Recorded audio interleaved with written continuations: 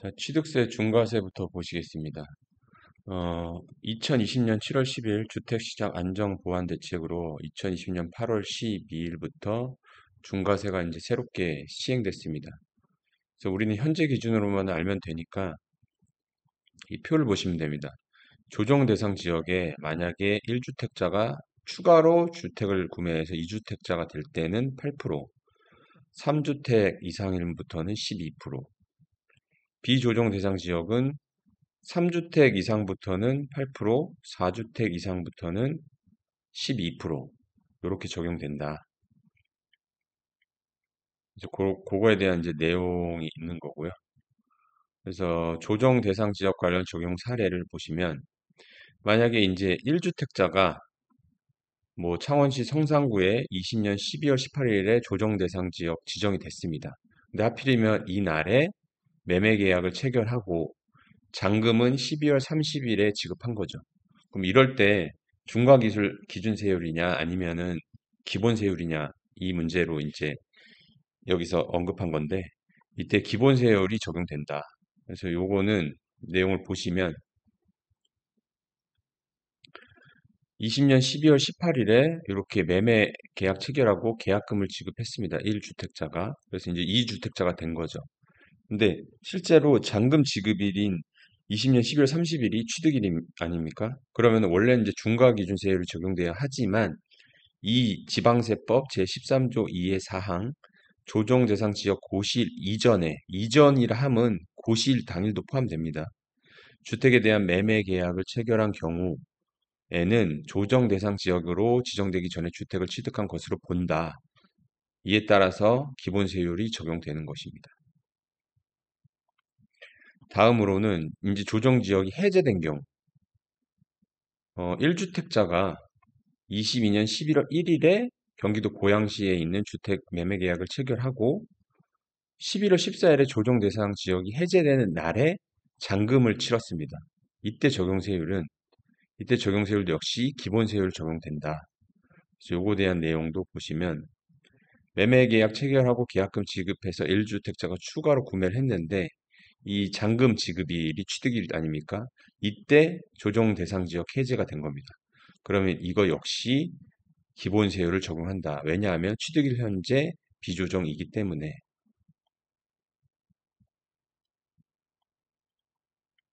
다음으로 일시적 2주택을 보겠습니다.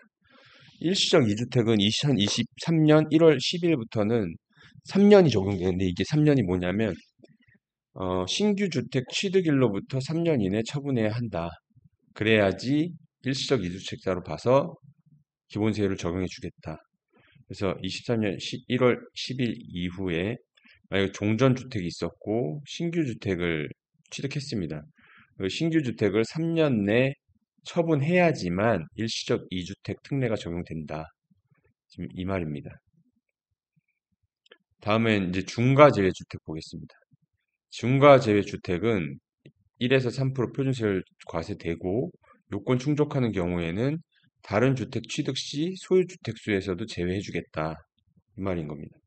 그래서 그거에 해당하는 중과제외주택을 보면 시가 표준액 1억 원 이하인 주택은 표준세율 적용되고 단 도정법에 따른 지역에 소재하는 주택, 빈집 및 소규모 특별법에 따른 사업 시행 구역에 소재하는 주택은 제외한다. 이렇게 단서 조항이 있고요. 그 다음에 주택 건설 위에 멸실 목적으로 취득하는 주택도 표준세율 과세된다. 단 다음의 경우에는 제외한다. 그래서 만약에 도정법에 따른 사업 시행자 등이 3년이 경과할 때까지 멸실하지 않거나 7년이 경과할 때 신축하지 않은 경우 또는 민특법에 따른 공공지원 민간 임대주택 개발 사업 시행자가 2년이 경과할 때까지 멸실하지 않거나 6년이 경과할 때까지 신축하지 않은 경우 또는 주택 신축 판매업을 영위할 목적으로 사업 등록을 한 자가 1년이 경과할 때까지 멸실하지 않거나 3년이 경과할 때까지 주택을 신축하지 않거나 5년이 경과할 때 주택을 판매하지 않은 경우에는 중과세 적용하겠다. 이 말인 겁니다. 음, 만약에 등록을 한 주택건설 사업자가 어, 주택과 주택이 아닌 건축물을 한꺼번에 신축하는 경우에는 어떻게 적용하냐? 이때는 주택하는 면적이 아닌 면적의 50% 이상인 경우에는 전체를 중과 대상으로 보고 50% 미만인 경우에는 비율에 따라서 적용한다. 이 말인 겁니다.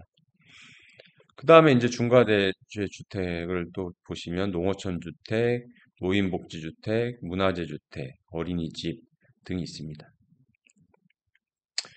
임대사업자가 임대주택 취득 시 다주택자 중과세 적용되는지 적용된다. 이게 결론입니다. 다음으로 매우 중요한 1세대의 기준에 대해서 살펴보겠습니다. 1세대란 주택을 취득하는 사람과 주민등록부상에 함께 기재되어 있는 가족으로 구성된 세대를 말한다. 그래서 주택을 취득한 사람 배우자, 현재 미혼인 30세 미만의 자녀, 주택을 취득한 사람이 미혼이고 30세 미만인 경우에는 그 부모는 별도로 기재되어 있더라도 한 세대에 속한 것으로 본다. 단 다음에 아래의 경우에는 각각 별도 세대로 본다. 이거 별도 세대로 보기 전에 요 Q&A 하나 보시면 다주택자인 부모의 세대원인 자녀가 무주택자고 30세 이상인데 2020년 8월 10일 이후에 분양권을 취득해서 해당 분양권의 주택을 취득할 때 세대가 분리되어 있는 경우에는 기본세율이 적용된다. 이게 무슨 말이냐면 지금 2020년 8월 12일 이후에는 조합원 입주권과 주택 분양권도 주택수에 가산합니다.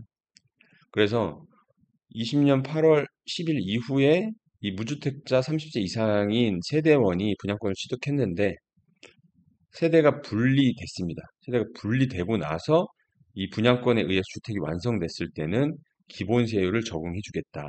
지금 이 말인 겁니다. 왜냐하면 세대가 분리됐기 때문에요.